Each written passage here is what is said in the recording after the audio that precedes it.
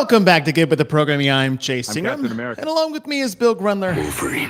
We're talking age group semifinals. It's an important event to be talking about. It Very only important. qualifies 10 people, dude. From 30. 10 people to the games. 30. What's up, everybody? Happy Tuesday.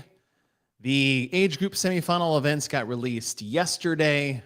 It's funny, I was sitting around yesterday. I was like, I wonder when these things are going to happen. And it was like 2:05. And so I think they got sent out via email at the noon Pacific time. They're still not up on the website yet, but they were posted on CrossFit's Instagram as we are going to go through the events. Today, we will not be analyzing the programming. We'll do that after everything is all said and done. Today, we're just going to talk about the events themselves. Bill and I will give our strategic tips on how to be the most successful you can be during these tests that are coming up. I believe it all kicks off Friday to Saturday is the first window, and then Saturday to Sunday is the second window. But we're going to talk about the programming. We'll go through event by event, give us our opinion on how to be the most successful in that test, depending on what type of athlete you are as well. That's totally. Because there's a few different ways some of the things are combined. We'll talk about some scoring. We'll talk about some standards, some box heights, and everything in between, except and some choose your own adventure. And some choose your own adventure, except analyze the actual programming itself. We'll save that for some time next week. Which I'm going to have to say, you're going to have to make sure you keep me in check, and I will try to do the same to you. Yeah, we're going to be accountable to each other as this goes on. But what's up, everybody? Eric, Corey, Devesh, Philip, Renata. Yes, Philip, thank you. I do have a nice hoodie on. I feel like I do have a nice hoodie on. Speaking of this hoodie, by SherpaWorks. SherpaWorks is coming out with a Murph shirt. So if you guys are doing Murph this year, coming up this Memorial Day weekend, go to SherpaWorks on their Instagram. You guys can go to their website as well. They have a Murph t-shirt coming out if you guys want to get something for that day. Obviously, don't wait too long. And the other thing, I actually want to pull this up, is our OG culture is doing a little bit of a, I don't know, special is the right word to use. Sorry, I got distracted. Good looking shirt. The first thing in stock, Cult Lady crop tees. They're few left in stock, so if you didn't get yours, go and get that now. There's a couple left. But on top of that is we're running an OG special. So our newest OG design, which is that neon outline style, is for a limited time, you can get a free OG flag with any apparel purchase on the site. The deal will end this Friday. Oh, you need to get one of those flags, people. So these OG limited edition tees, the outline version, I had a little twist on the classic OG. If you get one of these, if you go to theolgculture.com, I'll pull this up right now. You guys get on this website, go to shop, you hook up, get one of these shirts. We've got different colors on the crops for the women. On the men's side, we have different t-shirt styles and colors as well. We've got navy blue, green, and white. You get one of these things, you buy one, you are going to get an OG flag for free. Boom. So if you guys are not on the OG Culture site yet, go there now. It's just the ogculture.com. Go to products, buy yourself an OGT, and then get yourself a free OG flag. It will end on Friday. Today is a Tuesday, which will release the audio after this show. But go check it out. Go check it out. Just wanted to get that out there. Yeah. Get that out there. I want to talk to you about this while we're live on air. I wanted to create, we may be getting a little too close for Mother's Day, but I wanted to create a Mother's Day and Father's Day OG-esque themed shirt. And I wanted your thoughts on this as I just say it out loud. Are we talking if we go in the classic version of the original Pukey, not the one that we currently have, but the original Pukey, that cartoony looking setup? Yeah. Do you want like a kind of cartoony Oh, I already have it in my head. old guy with like a cane? No. No? A we doing like a twist on some classics. okay. All right. Okay. So bear with me. We'll go dads first. Okay. I just wanted to make a shirt that said Dad Bod on the front, and in the O, we just put the Pukey logo, our OG logo. Just write Dad Bod, the real one, the one it should be, a CrossFit one. Seriously, why is that a thing? Why? I don't know. Well, there's like a deep-seated psychological problem with. I mean, I know where we are. I mean, how dare you even like try to look good? Because that's just wrong. It's not even that. It's the insecurities sometimes people feel when their partner's out of shape, so that it feels like they're out of shape. So then they are more attracted to the less in shape person, so they feel better about themselves. Is that too far off the deep end?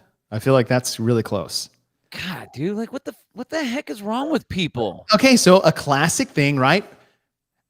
I mean, it's like those shirts that just said college. Yeah.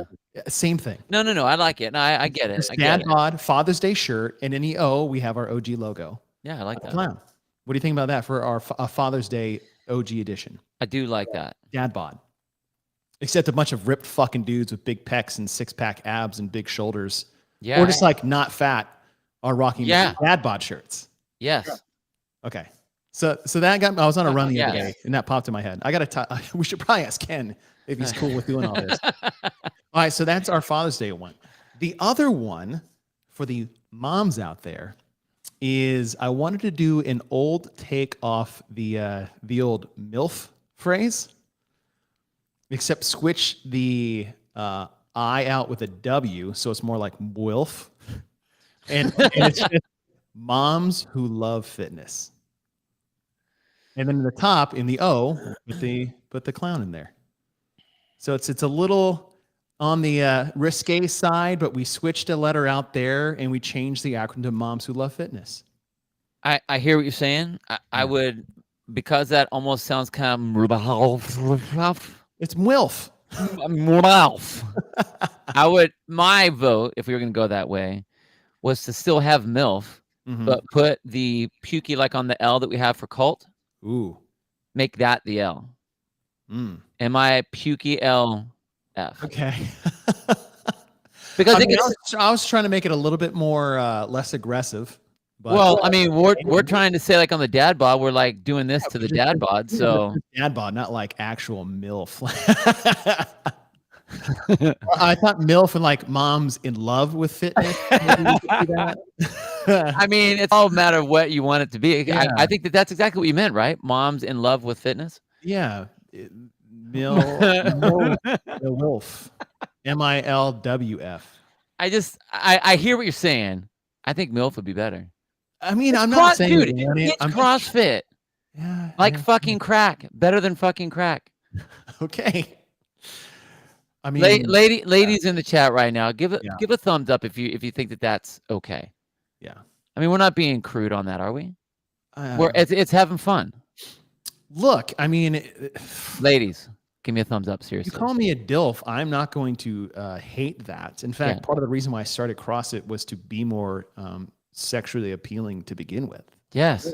And the reason why I still do that is to still be that for my wife, who hopefully she always stays attracted to me, and to stay in shape enough to like beat up my son / any of my daughter's boyfriends. There you go. Done.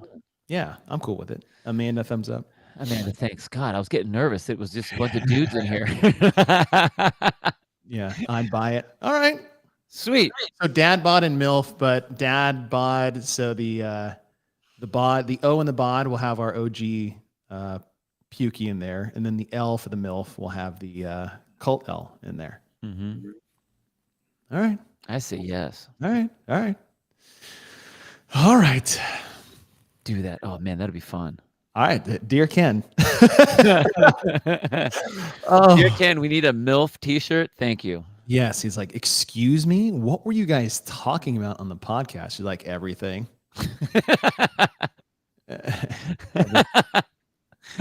Okay. Right now, my dad just texted me. He goes, "Do you know of or have met Kelly Starrett?" Wait. Who is Kelly Star? Is it Starrett? Starlet? Kelly Starrett. You're Wow, seriously? fitness influencer. Yeah, like just text me. Do you Wow. know or have met Kelly Starrett? Oh, I should text me. Yes and yes. Steven, I'm in San Luis Obispo. That's where my gym is. Slow. Right above Santa Barbara, right between LA and San Francisco. Yes. Come on by. Before we get to the programming for semifinals, I want to shout out to Bubs Naturals. I just came out with another coffee. I got it. Did you get it? It's so good. It's good, man. It's the what is it? The medium. Yeah. I mean, they know that I like the dark roast, but it's so good to sample. You do like a dark roast. I do. You're like at Starbucks. You're like, I'll take the Pike. It's fine. I'm like, ugh. But if you guys haven't had your Bubs fix yet, you need to. By the way, this new Halo Creamer is still MCT oil powder, which is awesome. I was like, why is this so good? Why is this so good? But here are the things that they've got in stock now. Collagen protein, MCT oil powder. You can either get the classic or the new creamer, the Halo Creamer, as another option. The other ones that are in there is the coffee. They are now coming out with coffee. They got 3 different flavors or styles: light, medium, and dark roast. We have a new code. So if you guys have been with us for a while, you've been rocking Bubs. By the way, we just passed our 3-year anniversary. I forgot to tell you that. Holy shit. Really? Yeah. Happy anniversary. Happy anniversary, dude. 3 years. Yeah. I lost 2 years in there. Yeah. I feel like it's all been one long year. Yeah. So, and I literally have no, like my clock is cool to like 2019 and then like all of a sudden switches to 2022. Yeah, exactly.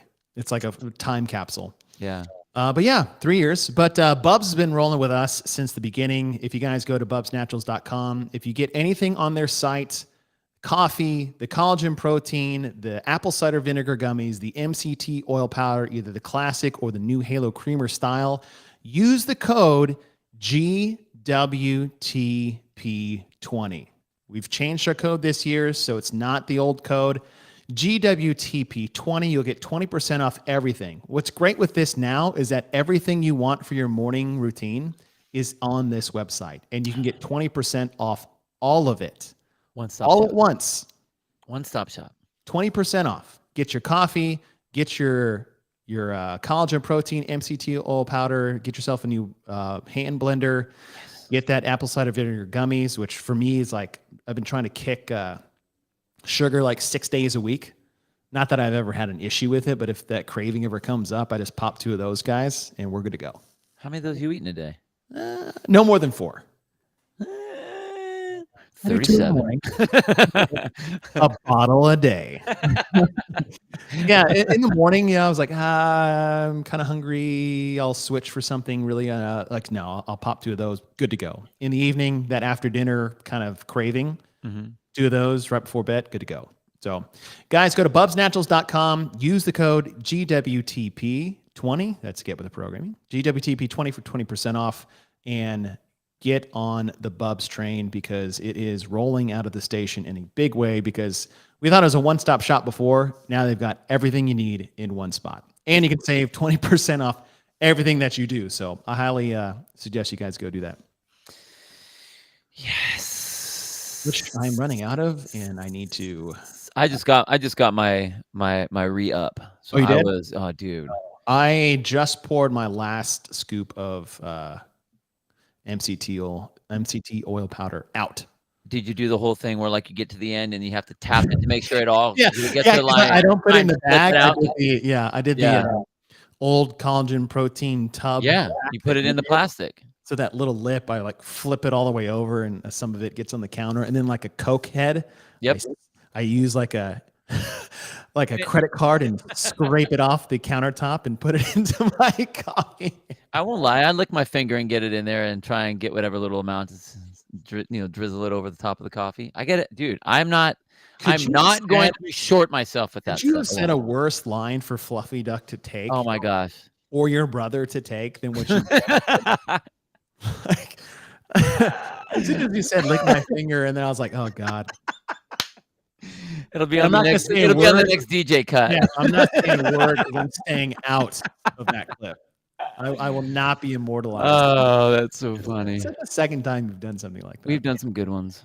Yeah, we've done some good ones. But Yeah. all right, if you guys are hitting that up, again, 20% off GWTP20. Get after it. All right, so let's talk about the events that are coming up this Friday for the age group semifinals. That's all the way from 14 to 65 plus with different divisions, 14 to 15, 16 to 17, and then every 5 years from 35 to 65 plus going up. Now, they've only released publicly basically through their Instagram. So they don't have like the scorecards up. You may have seen them here and there that either went out in an email to an athlete, but as far as what we have access to and what we're working with, we'll go off what they posted on social media. So most of the things we're talking about will be in just basically the younger divisions and then the scales from there. But test 1A is 1,000-meter row, 100 double unders, 20 shuttle runs, 750, 75, 15, 500, 50, 10, and 250, 25, and 5. Once you're done, you'll go straight into, for a Part B score, of max snatches in 3 minutes at 155 for the women and 225 for the men. And Bill, when you look at this, this is a partitioned version, basically, of like the triple three. Triple threes, totally. Yeah. Triple three. And as much as I threw up in my mouth when I saw the shuttle run again, I get the idea of what they're trying to do. If I will guarantee that when we get to the live semis for the individuals, they're probably going to end up seeing some sort of a triple three sort of setup. And so I think this is kind of the home version of that, which, again, if you're doing a home version of it, okay, I get it. It fits. What do you think it comes down to, though? Like me personally, I think it comes down to the row. I mean, row distance in total, what do we have? 2,500 meters on the row. Mm-hmm. So that's going to be your bulk time. Right. So your bulk time is on the row. The double unders are an afterthought. Totally. That might be your one time to try to let your either heart rate not continue to rise or a time to chill. And to a certain point, because of the time that you'll be on the row, because of the time the shuttle runs will take, because it's 50 total shuttle runs. So it's about, as we talked about in the quarterfinals, it's about an 800 meter. Right. In total, but partitioned up. So again, not that fast, not that much time dedicated there. In fact, the row, I mean, the row, you're looking at like what? 10 minutes? Yeah. 10 minutes of row. The double unders, a total of 250. If you were to do that unbroken, you're looking at 2 to 3 minutes at most. Yeah. And then shuttle runs, an 800-meter run, let's just say nice 4 to 5 minutes. So the row itself is going to take nearly twice as long as the other two combined. Right. So that's where I think you have to make your move there. I don't think you're not going to be able to gain. Like you could, with the amount of shuttle runs that there are, if you went all out, like just went for it versus you just kind of jogged it, I don't think you're going to gain that much time. So that to me, when I look at this, I see active recovery on your double unders and on your shuttle runs for the most part. Doesn't mean like you walk them necessarily, but it's an active recovery so that you can get to work on the rows, because that's where you're going to be spending the most time, and that's where you'll have the most time, the most chunk to be able to make a move. So if you want to make your move, you got to make it there. Generally speaking. Now, granted, if you're a shorter athlete, then you have to try to hang on there as much as you can in the row. Right. And then you're forced to go all out on the other elements just because it's a rowing event. And I think this is also a front half. I mean, obviously a front half dominant event. Yeah. I mean, the first half of this, if we just looked at these as 4 different triplets combined, 1,750 meter row, 175 double unders, and then 35 shuttle runs of the 2,500, 250, and 50 reps that you have to complete. to where the back half of this from 500 to 250 and everything below, you're not really going to be able to separate yourself there. No. Unless you were just dying, right? Right, You can right. separate yourself by getting worse, but sprinting the 500, say, instead of going a 145 pace, you try a 142 or even something faster than that, is not worth the 3 seconds you may get that can be negated in one trip of a jump rope. Right? You're better in the back half to row comfortably so that you can do 50 double unders in a row and go right into the shuttle runs. You're not going to beat anybody in the 250, 25, and 5 shuttle runs in enough time that you didn't already make up for yourself in the first half. So I would say is, yes, the rows are very important, but also just to nut up for that. Got to go out hard. Yeah. You have to go out hard. And the other thing is you have that immediate transition from your lift or from your part A to your test or your B that you have to do with all the snatches. So depending where you are on the snatch, I mean, if you are one of the stronger athletes, you have, even though it's not scored as much as part A, you still want to be able to do well on it. So you're right. You have to really go out hard on the first two parts, the 1,000 meter and the 750 meter row, those two segments. Then you can start to reel it back just a touch, at least be comfortable. Yeah. Because you want to be able to go right. You only have 3 minutes to hit the snatch. Right.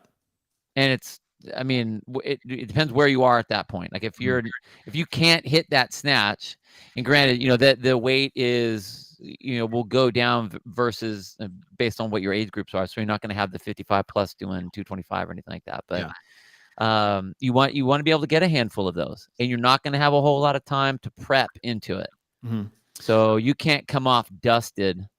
Right. And expect to have anything out of that, which I think you're right. You're not, even someone goes all out and someone just kind of, I don't want to say coast, but throttles back a little bit. There's not enough distance on the row, not enough double unders and not enough shuttle runs to really put you well, out of the field away from somebody that way. So you're right. You got to go hard at the gate. 3, 2, 1, go, get going. Into that burpee dude's comment is that we're saying is like the emphasis is on the first half, but you don't also have to like sprint the 1,000 because of we are doing meters. Right. So like you just have to be at a good, strong pace so that you can keep that pace throughout. Right. So you don't have to send it, but it's that pace you need to sustain. That's going to be tough to do in that top heavy style is what we're talking about. And then if you go and look at going to B at 225 and 155, that's a question of like you either have it or you don't. I think so. You're right. It's definitely a doable weight for the top 30 that made it here. If you think those younger divisions, right? I think it's 35 to 49 is doing the 225 and 155. I actually saw that wasn't the weights for them. It does drop. It does drop. Yeah. And which is, I can't wait to talk about when we analyze this, is that we see some earlier drops for the first time in a while. Yeah, totally. Is really cool. I mean, if I was in my division, the 50 division, I looked at this when I saw we were talking about if we we're going to do the show or not, and I was waiting for this to come out, and it came out like that, and I was like, 225. Shit, man. Like, is there any other information anywhere? Yeah. But yeah, so I will say that it does go down. What I do like about this is if you look at it at the 35 to 39 division, if you just kind of look at that division, those athletes, the snatch is about, you're looking at like 75 to 80% for most of those athletes. Right. And that's about right. Yeah. So I think that's good, and it pushes them because 3 minutes is not a lot of time. So you don't get to rest to get into it. You have to get right into it, which is cool. And that's the part too. The thing about these A and B is that you have this pure monostructural burner into a weightlifting frenzy at a significant weight under fatigue. But the way this is set up is that I don't really think you need to put yourself in a dark place to have a successful 1A, which should also set you up for success in a good 1B. Yeah. Right? As opposed to like burpee box jump overs and handstand walks and something else. Or like what we saw for, say, in quarterfinals. strict handstand push-ups, box jumps, and GHD sit-ups. Like if you're good at those, that's going to have a much more detrimental effect, I feel like, on a snatch than these three. Yeah. So I feel like they complement each other fairly well, also by the way they're designed. This partitioning kind of helps keep the intensity high versus, say, a bulk style like a 333. So yeah. For the snatch, I mean, who had the question here? How many reps do you think somebody will get? It's like, it's hard to tell. It's just based off how freaking fit someone is and strong they are. Yeah, totally. And it's you can't give a general number of what that would be because you're going to have some beasts in there that are like. All right, how about this? How many do you think you would have to hit minimum to have a shot at qualifying for the CrossFit Games?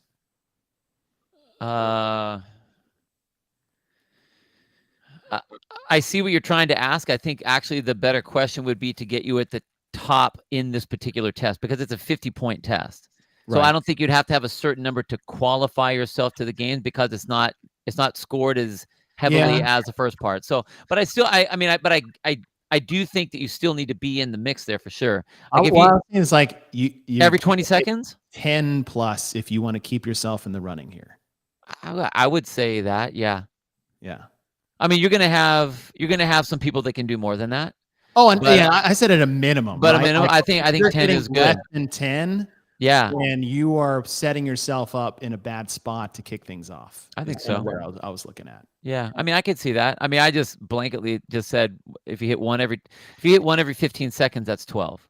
Right. Which is fast after what you've done. I mean, right. And if you hit one every 20 seconds, takes a long time. Right. You get one every 20 seconds, then you're looking at 9. So you're right. I think 10 is a good base number to be shooting for. Right. Maybe that wouldn't be the ceiling by any means. Yeah. To set yourself up well for the rest of the competition. Yeah. I like that. All right. Let's switch to. Do you see how I really did make a big deal about the shuttle? You did a good job. I hope everyone noticed. You did. I'm not even bleeding. Like my tongue is bleeding a little bit. My lip is bleeding a little bit, but it's not bad. Biting it so hard. What's up, Bailey? Oh, I can't wait to get to the box. High level. All right. Test number 2, AMRAP in 5 minutes. Complete as many reps as possible of thrusters at 135 and 95 and ring muscle ups. There's a minimum number of reps you need to hit depending on your age group, but the baseline programming says 15 and 15. Now I remember, well, no, that's a wrong question. When you're looking at this, right, you got 15 and 15. Let's just take how you would approach this test right off the bat. You got 5 minutes, 15 and 15. It doesn't yield a whole lot of extra time in there. No, it doesn't. But you have to think about what movement will you be able to be most consistent with, because you're not going to be able to do muscle ups for 2.5 minutes straight. So you figure you're going to be able to even if let's say you can get 15. Right. Once you get through the 15, what do your muscle ups look like after that? Are you able to do, whatever, chunks of 3, chunks of 5, you drop down, immediately get back up? Whereas I think on the thruster, I think most people would have the ability to do almost like, and basically a cluster. You could do a cluster every 10 seconds and just hammer it all the way through. Quicker than that. I'm just trying to put some numbers out. But I mean, so you have to gauge, like I like to think, if I'm looking at this, I like to think I'm good at muscle ups. However, I can get to a certain number and then they dwindle off quickly. Yes. But 135 pound on the thruster, I know that I could keep going for 5 minutes and make that work. So to me, knowing my strengths, I would be, what movement could I consistently do with a very short rest? And under maximum fatigue. Yeah. Well, totally. I mean, like I don't have to make a thruster look good, but maybe we have a little gymnastic just badass out there that 135 is heavy, which I'm not going to say that is. They just had to snatch whatever 225. So shouldn't be heavy for them. But are they able to do whole chunks of 5 like every, I don't know, 30 seconds, 20 seconds to where they can keep on going? I just don't know. I don't know. Yes, but then at the same time, it's like they're sitting there resting. If they can do sets of 5 or trying to, there should be no point in time where you're sitting there resting to do anything. I agree. Right. And I think this one, as much of it's as a choose your own adventure, to me, this is 15 ring muscle ups as fast as you can, and then thrusters for the rest of it. I agree. There's no reason you should go back to the rings, even if you're good at them, because you'll still be able to do more thrusters in the time movement under fatigue. Like you can press out 135 easier than any fatigued ring dip you could possibly do. 100%. Without a doubt. Yeah. And so this is like ring muscle ups for time. And it's like, well, I don't have 15. Should I do thrusters in between my ring muscle up sets? It's like, probably not, because you broke because you couldn't do the ring dip anymore. Right. So why would you go back to thrusters and make your ring dip worse to make you rest longer to do the thing you're already too tired to do to begin with? My biggest weakness of all the things is usually a thruster and a muscle up, because it's fatigue and then going to gymnastics. And for whatever reason, I just get smoked by that. Yeah. So for me, I wouldn't even touch. I would be on, if the number was 15. Yeah. I would be on 15 until I was done with 15 before I even touched the bar. Like you would, even if you went like 5-5-5 or set to 3, you would never go to I wouldn't even go to do 15 as fast as you can. I want to get that. I would want to get them done in like a minute, so that the rest of the time I can do thrusters or whatever that looks like. Yeah. And I think this is 15. Like, and here's the thing. Some of the younger divisions, everyone's doing this unbroken, at least the men. Oh, 100%. And then the women can too, depending on the length of their straps. Yep. It's 15 as fast as you can. And then I think you walk to the bar and do as many unbroken thrusters without pausing or resting. And then after that, it's clusters, like you said, until the time's up. And that's it. And as far as, like you said, you mentioned the strap of the rings. If you can, get short straps, you guys. If you haven't, like I like to tell athletes all the time, you train on long straps, you qualify on short straps so that you can race on the long straps. I would do that with grips. Yeah. Through my whole competitive career, is like I wouldn't train with grips unless it was like a big test day. Yeah. And when the open rolled around or regionals would roll around, I put my grips on, and it was like I was cheating. Right. It was so great.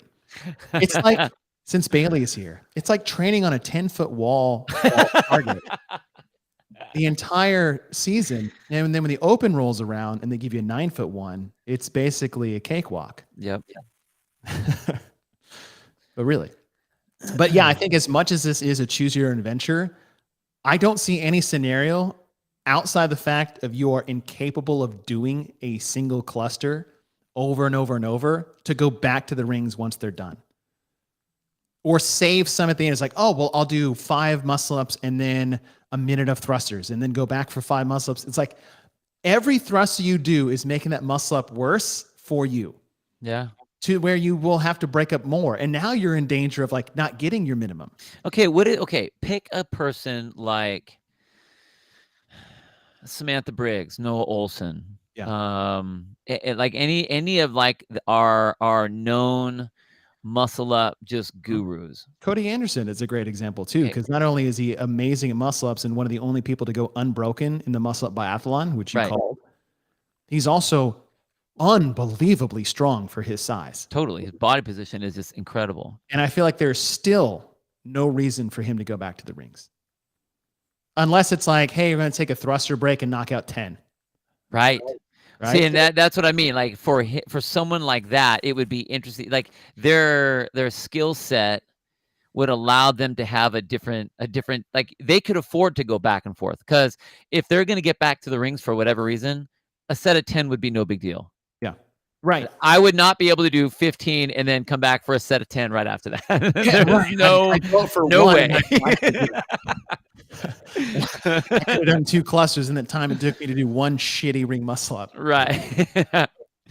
Okay, so yes, let's say exception, not rule. Then I could see that, but only if you're getting 5+. Yeah. Like it's not worth going over to get 3, because the time it took you to drop the bar, chalk up, walk to the rings, do your 3, drop down and walk back, I still think you would have done more thrusters in single reps than the total of reps you would have got in that time frame of switching back over, unless you did something north of 5. Yeah, and if you were worried about that, to think that you're going to be able to bang out more thrusters because you'll be fresh, that's not going to help your muscle ups. Yeah. I just think that that's it. It's a strange write-up, and we'll talk about that when we analyze it. But I think that like you still have to go that order. I just can't see not doing the muscle ups first. 8 feet between equipment. Okay, so I do a cluster, bar drops, walk over. You're chalking up. Everyone's chalking up. Yep. You're going to need to. I do my 3, I drop, I walk back over. I don't see the worth. Again, unless you're hitting a big set. Yeah. Because if you're hitting 5 or you're pushing 10, it's a rep every 2 seconds, 2.5 seconds for consecutive muscle ups. But even then, like you're running a risk in a 5-minute test that someone's looking at your lockout. Yep. Right? It's like, oh, I did two no reps. It's like you're not going to usually get shot down for a lockout on the thruster, especially single reps at that weight. You want to know what's interesting about this is it does make it to where if there are issues with lockout on the arms, you now can, like, there's no way to have to worry about, well, how much time was set up on the judge. You can just kind of take the reps because you're just looking at total reps. True. You know what I mean? Yeah. And I know they won't do this. I don't think they'll do this, but what if you do your 15 and 4 of them were no reps and you did not meet the minimum work requirement technically on the no reps? Then you'd be canceled out. At least you should be. Would you just get like a null? Yes. Should you? Yes. I mean, I agree. Yes. In fact, I mean, so you guys better be locking your damn ring muscle ups out with a judge that's going to make sure either you don't do fewer less. Either that or do 18 ring muscle ups so you have 3 protective ones to block out for the 3 that you missed or something. Yeah. But without analyzing the programming, we're not. 15 muscle ups as fast as you can and thrusters in the time remaining. That's how you do it. Yep. That's how you do it. That would be the technique for sure. 15% penalty. You know what's wild about, like, if they put that in there, it's like, well, if we did 60 total reps, it's like, oh no, I lost 4 reps that I would not have gotten because I couldn't do 15 in a row that fast. Yep. I think they get a 0. They should get a 0. All right. Moving to 3A and 3B, our second 2-parter. We have interval work, 2 minutes of work, 1 minute of rest with a complex interval DT. Interval DT. Yeah, sort of. It's like interval DT meets Macho Man. Right. So 7 deadlifts, 5 cleans. That's from the floor. Power or no power. That's up to you. 3 shouldered overhead. 155 or 185 and 135, we think, without getting into the weeds there. We think. 2 minutes on, 1 minute off for 5 sets. So 10 minutes worth of this barbell complex. Deadlift for 7, cleans for 5 from the floor, 3 shouldered overhead, 185 and 135. Do you just start over each time? Do we pick up where you left off? That's what I don't know. This is rough. Like, this is rough, man. I really, this is one where I think a lot of people will get lulled into the first 2 minutes of work and be dusted. Like, I think you have to kind of have an idea before you step on the floor with what your pace is so that you can be, I think the goal here is to be consistent through all 5 intervals. That's, yes. I mean, like the Chief, right? Like it's not about winning round 1 and 2. You want to be able to keep whatever number you have and stay consistent all the way through. So you're going to feel like you're going slow in the beginning, But that's so that you're able to be consistent and still get the same amount of reps at the end, because you could intervals are like this. If like it's literally 1 rep from where you're safe to where you're destroyed. Yeah, you're just you're done. You're like you're in the red, and that's like you're just dusted at that point. I mean, that's the Noah Olson that we saw, way back when in Madison, where he's like crushing, boom, off, just done. 33 overhead squats, round 1. 3 the next. 4, 5, 6. When I look at this, I see grip and I see 7 unbroken deadlifts, 5 single power cleans, except on my 5th one, I do my 3 shoulder overhead. And I just try to maintain that for the whole 2 minutes. Totally. And that's it. Yeah. I mean, it was all the DT tricks. Right. But what's nice is, well, I don't know. But now you don't have to hang clean it. You get to drop it every time. Yeah, you don't have to take it on the hang. So now I do. There is no advantage. None. No advantage whatsoever to do anything unbroken. It's like, oh, well, what about the first rounds? Like Bill said, yeah, great. You still have 4 more. You have 8 more minutes of this bad boy. Round 1 and 2, it doesn't matter. 4 and 5, that's where the fittest people will separate themselves. You know what, dude? You know what you do on this one is everything is a single. Drop the deadlift from the top even. Get like your weights that don't bounce. Because it's light enough. 185, 135. Why even do the down on it? Yeah. I mean, it does take away energy, that eccentric lowering the bar. And that in the grip. You're releasing the grip every single time.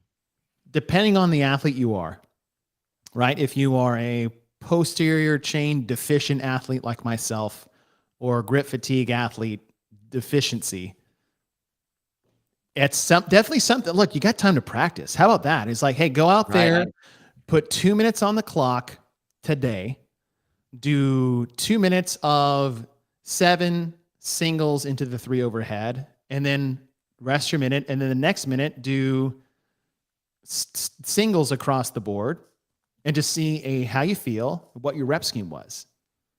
Because honestly, if it's a 1 or 2 difference in those 2 minutes, it probably is worth it to do what you said. And again, if you're trying to control the first 2 rounds, I think that would save you for the last 2 rounds. Because then you're not even having to worry about any sort of much less grip fatigue going in, because you're going to be doing grip and rip. Mm-hmm. You have to for the cleans. So you want to be able to just grab the bar. So you maybe you don't get the perfect hook grip with the thumb. Maybe you don't do whatever. But now, since you've let go on every single rep, there hasn't been the same time under tension. Right. So I'm not an athlete that does that very well. I'm not good at doing singles for a long period of time, but I would definitely look into it on this one. Worth a tinker before it all starts. Totally. Yeah. You got the time. All right. From 3A, so after your 5 rounds of 2 on, 1 off, you go right into 3B, which is a callback from, there it is, which is a callback from the 2020 online CrossFit Games. And after the final minute rest, athletes will have 5 minutes to establish a max freestanding handstand hold. So, nope, that's analyzing. Stopping there. But we have a 2-parter. Part B for both 3A or 3B and 1B are both worth 50 points versus 1A and 3A are worth 100. And this is just a gymnastics test. After the weightlifting test we had in A, of something that honestly, 3 years removed, people should have been practicing this. Oh, 100%. I've actually seen this in a couple competitions. Yeah, I've seen them around, so people should know this by now. Yeah. And it have at least messed with it. And I think the strategy here is, if you're really good, like someone that's really good at handstand holds. I mean, what were they doing at the games? Athletes were like 2 to 2.5 minutes. Like the top, we're talking top end people. Right. On the guys' side, you were looking at like 1:45, probably averaging, a minute. We saw at Wadapalooza when they were on the parallettes. Granted, you can't move around anywhere. Yeah. But I think generally you're looking at like somewhere around a minute.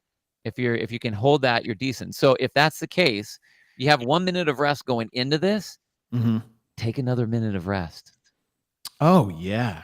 At least. I mean, that honestly, mean how many legit shots do you think someone's right. going to get?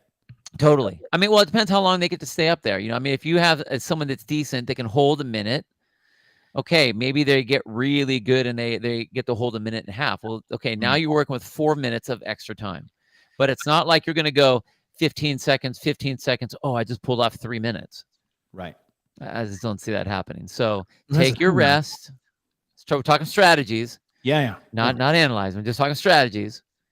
So Analyzing it next week. you get your 1 minute of rest between the two pieces. Take another minute at least, depending on what kind of athlete you are, and then go from there. You want to be as rested as possible to be able to stay as calm, because I think a lot of times it's not the shoulder issue, but for a lot of people, it's figuring out how to breathe upside down. After you're probably laboring a bit coming into this. 100%, yeah, totally. So you want to bring everything down as much as possible. For those guys, I think it's like the 1 meter by 1 meter box. So as long as they stay within the box, it's fine. For this, like I said, is like how many shots do you have? It's like, okay, if you're those top echelon athletes, barring just losing your balance in the first 20 seconds, like you're probably looking at like you get one opportunity. Like if you're a 60 to 90 second plus athlete, I think you really only have one legit shot, because if you get anywhere above that, like you get your 60 to 90 and that's your max, like you are not repeating that. Right. You can't. Right.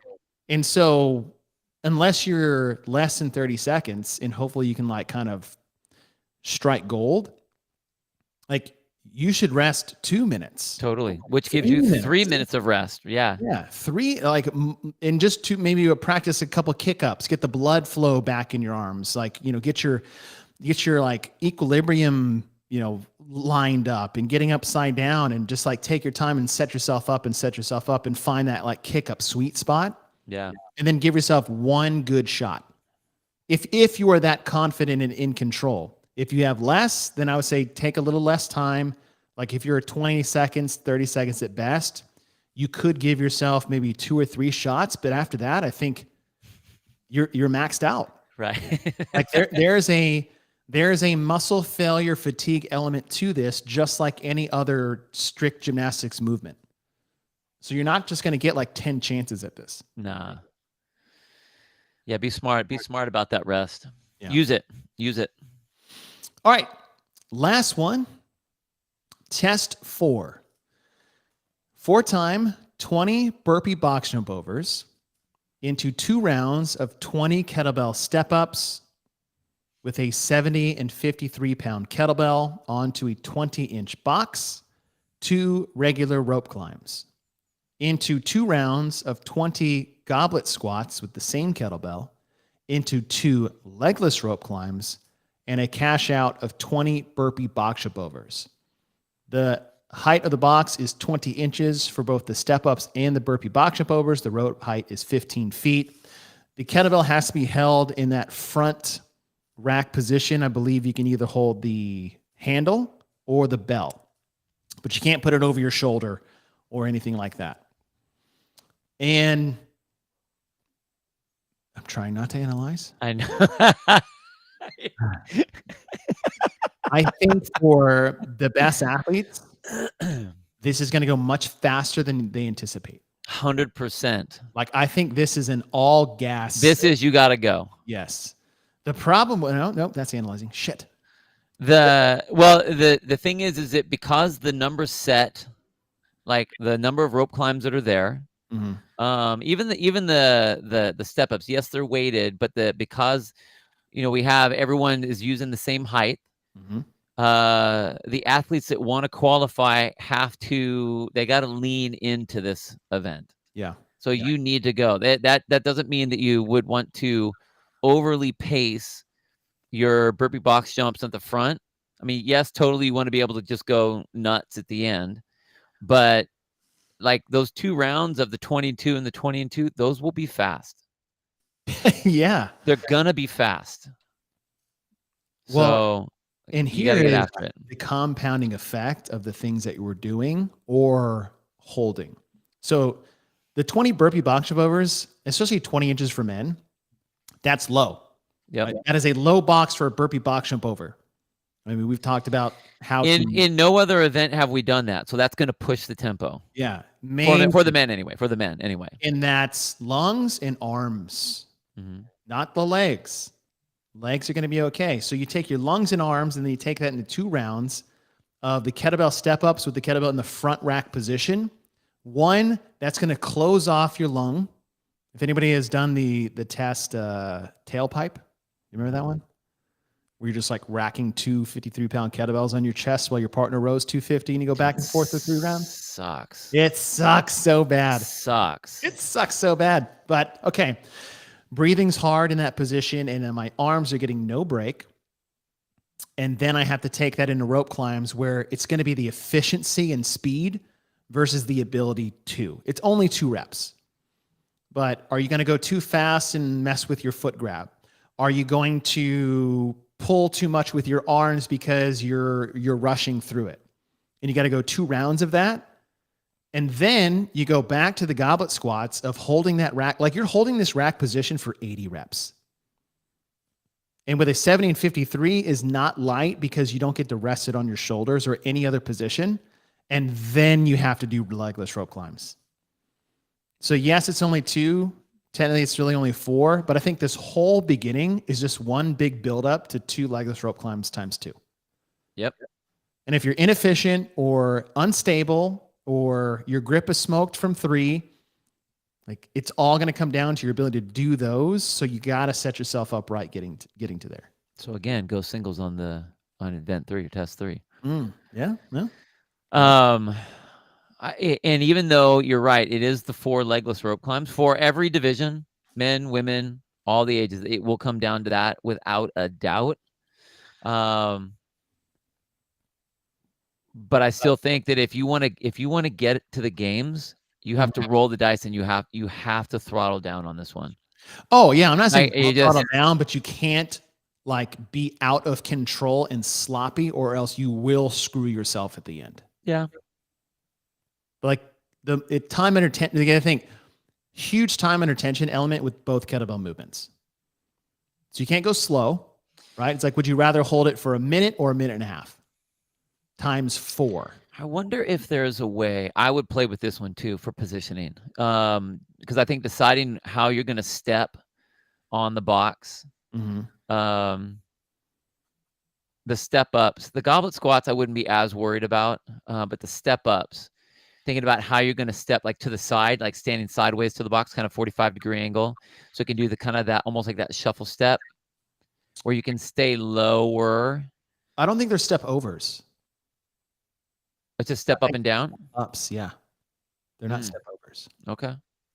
Which changes everything because you have to stand up all the way. Right. Which is more time under tension. The reps take longer, and you have to use your legs more. And the kettlebell's not allowed to move? You can't rest it on your shoulders. So you have to have 2 hands on your chest in the front rack position. Which, with a straight on step up, with that thing just like... Yeah, could you lean into it?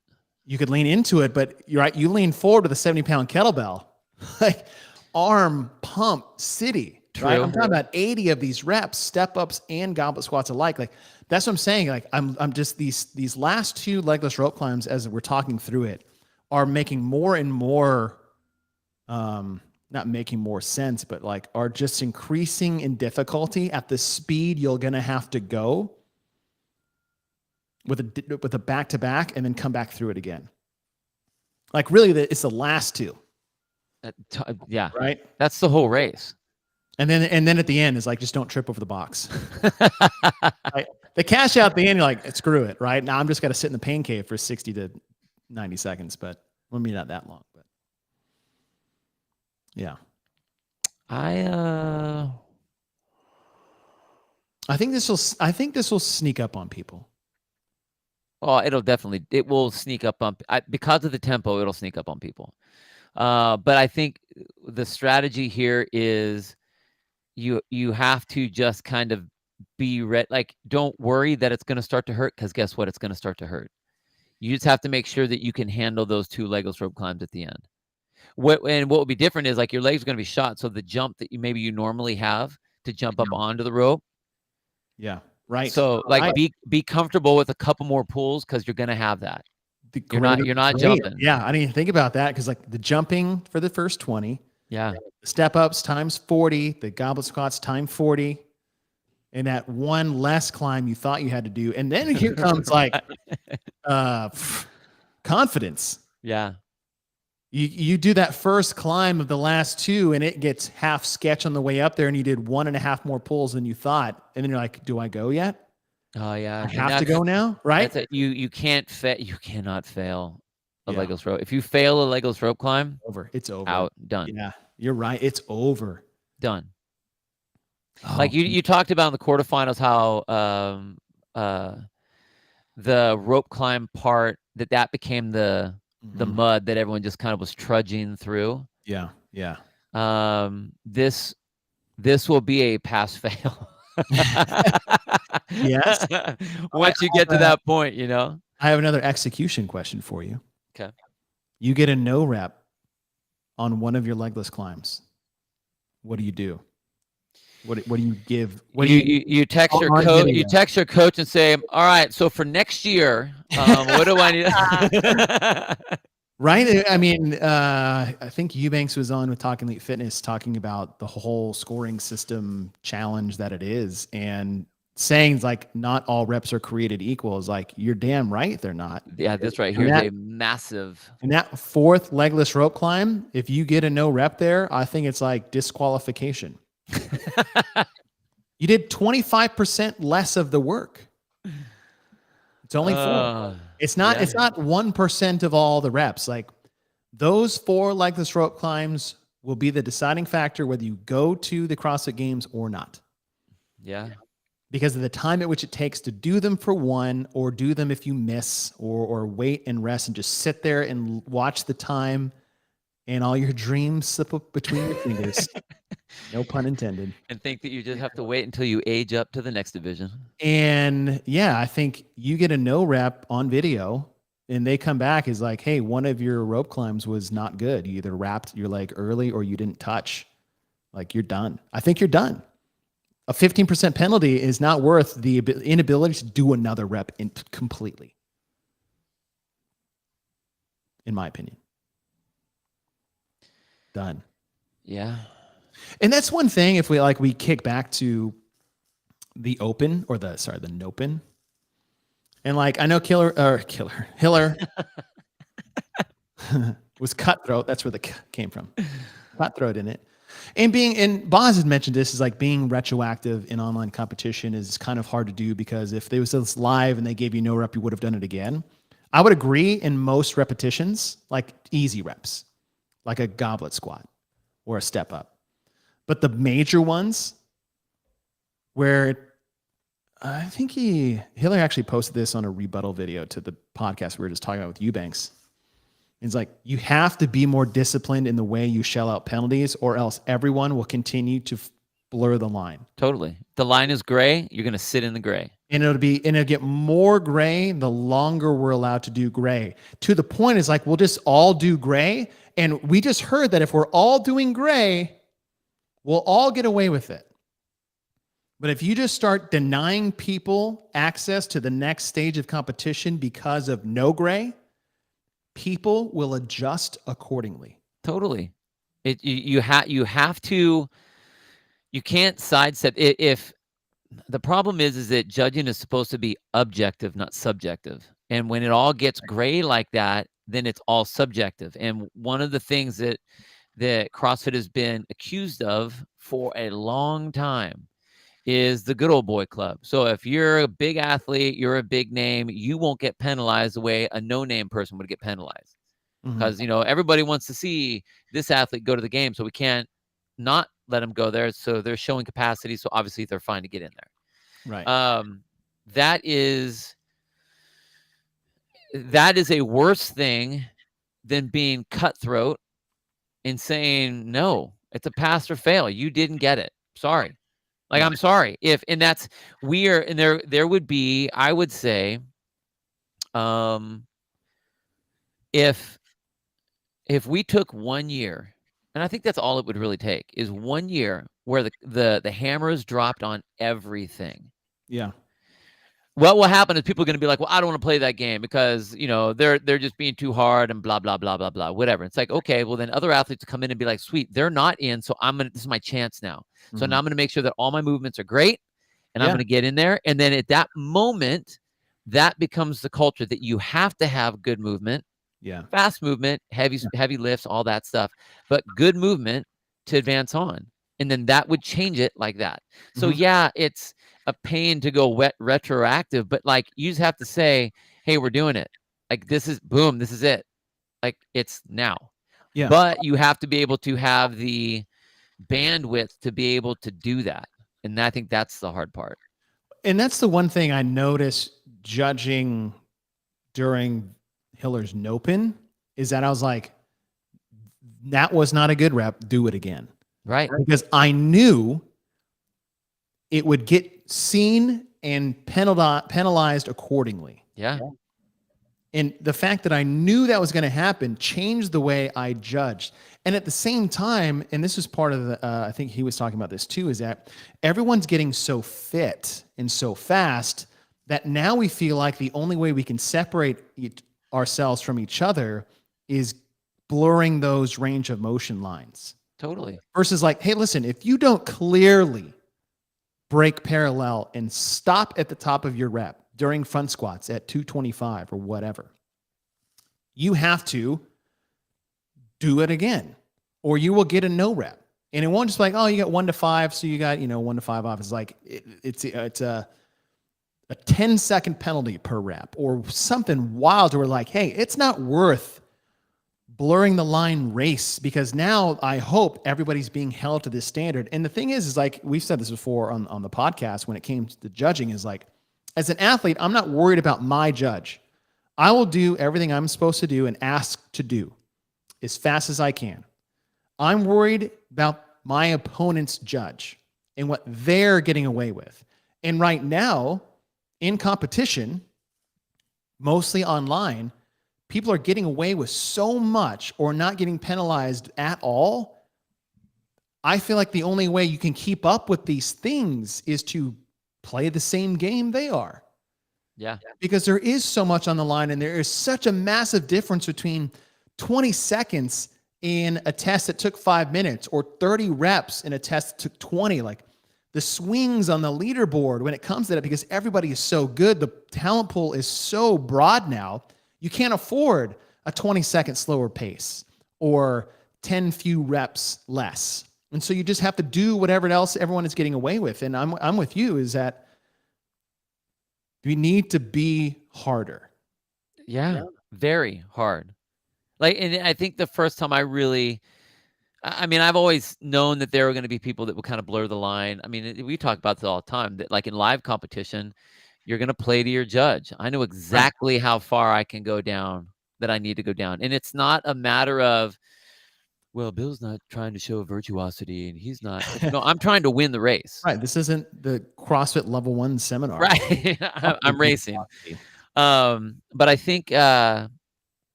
when I saw it was, and I don't remember which open it was Josh Bridges doing the deadlifts. And he had the world's fastest time, and then there were a bunch where his shoulders weren't going behind the bar, whatever, and then talked about the angle, blah, blah, blah, blah, blah. Yeah. So they gave him 15%. They gave him a 15% penalty. And I think after that, he was 4th in the world. Right. So it's like that element now becomes the game where it's like, I don't care if you're going to penalize me because 15%, if I'm good enough, that's okay. I will roll the dice on that. And I think that's, if you know that that's there, you can have that element. If you know that those were no reps, so they don't count and you are not advancing. Like, it's not a penalty. You didn't do the work you needed to do. And I actually like the things that Hiller says about that when it's, you're supposed to do X number of reps before you go to here. Mm-hmm. Well, you had to do 10, you did 6. So everything from that mark on doesn't count. Yeah. You're done. Like your 15 ring muscle ups. That's it. Done. But I mean, you would You got to get the bandwidth. You have to have the team that is going to be able to hit and look at everyone. And I mean, we've talked about different ways of doing this, bringing the community into it and having those levels of filtering to get everyone through.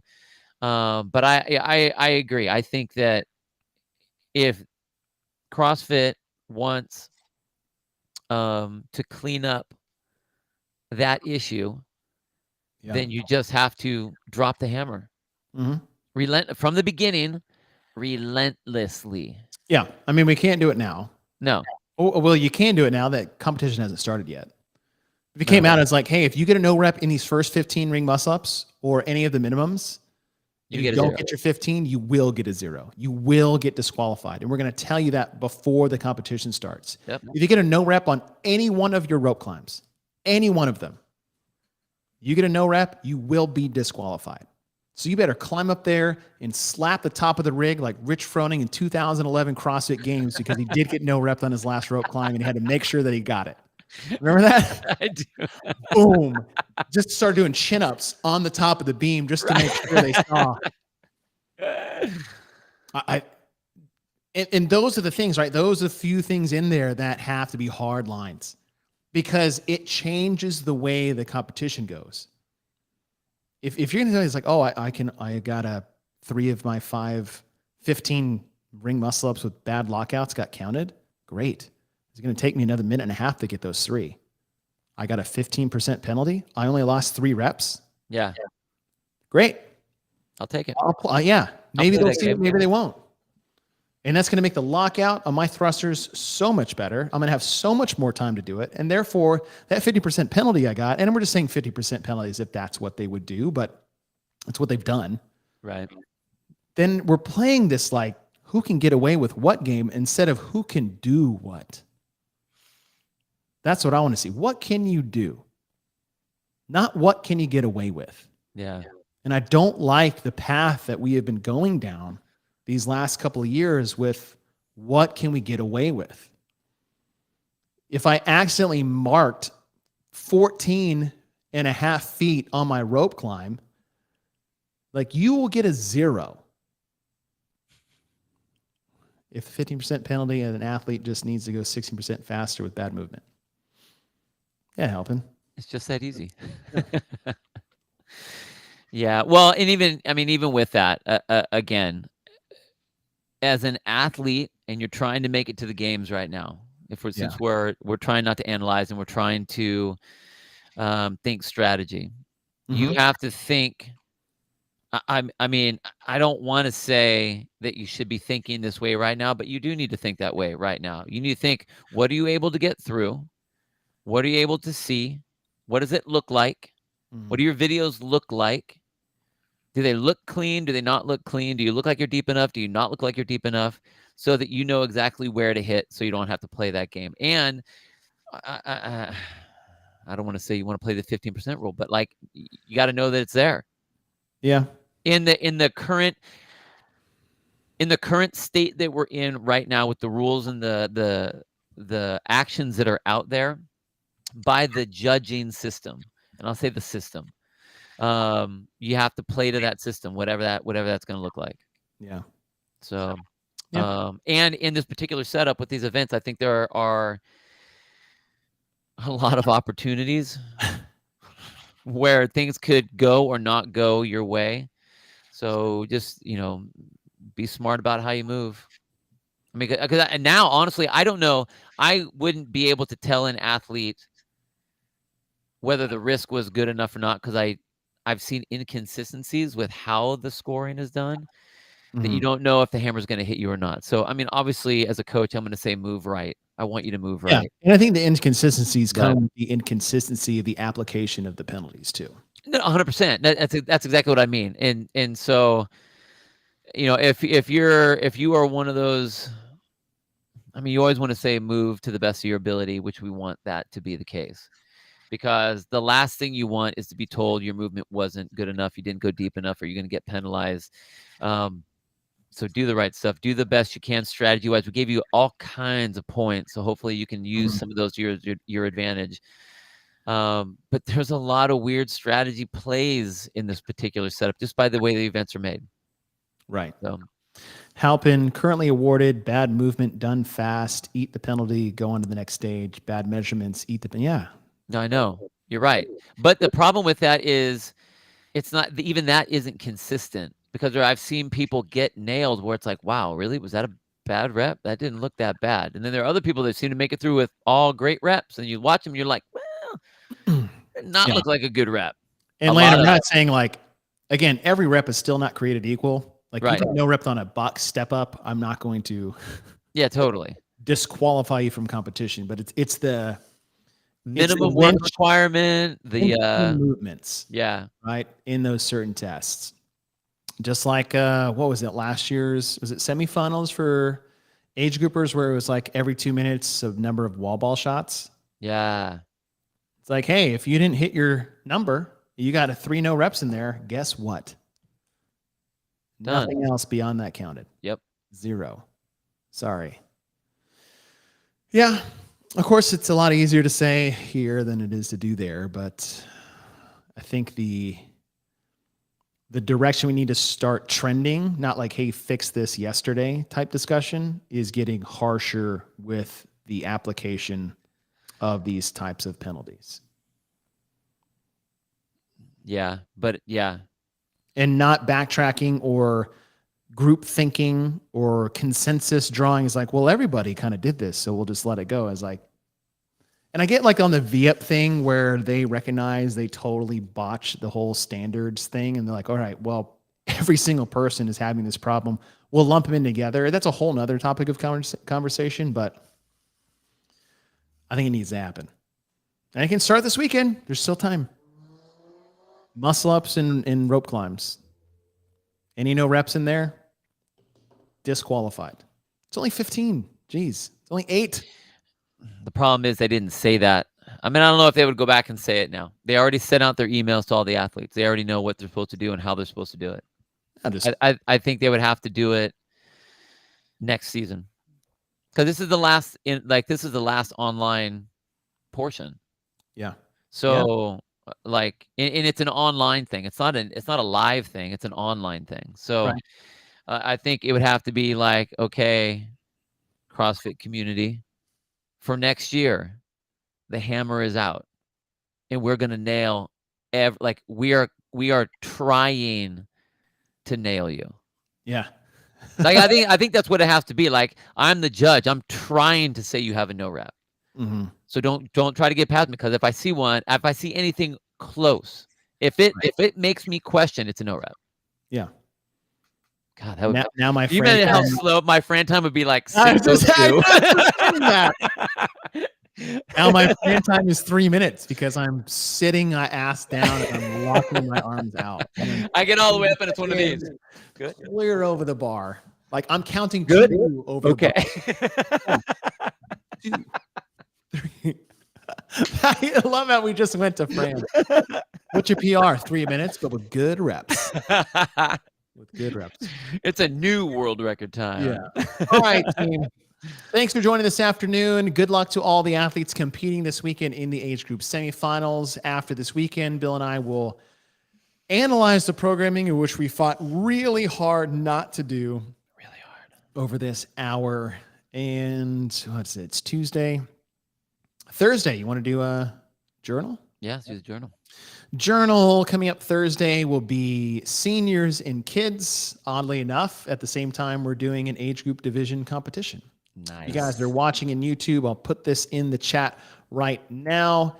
2003 article written by Greg Glassman. It is just 2 pages, and it all centers around training our age group athletes, which was a discussion I had with a couple of people when, Hiller just posted that like young Hercules discussion about should someone had text me, should kids compete in CrossFit at a young age? Which we'll bring up next time. I have an answer for that. I know Becca Voigt has an answer for that too, because we've had that discussion. I have an answer for that. Yeah, we'll save it. Okay. Save it. So bring your answer to that question, everyone. Should children, young kids under the age, teens, compete or try to spend their time trying to compete at the CrossFit Games? I'm curious of what you... Don't tell me when we get off this. I'm not going to tell you. All right.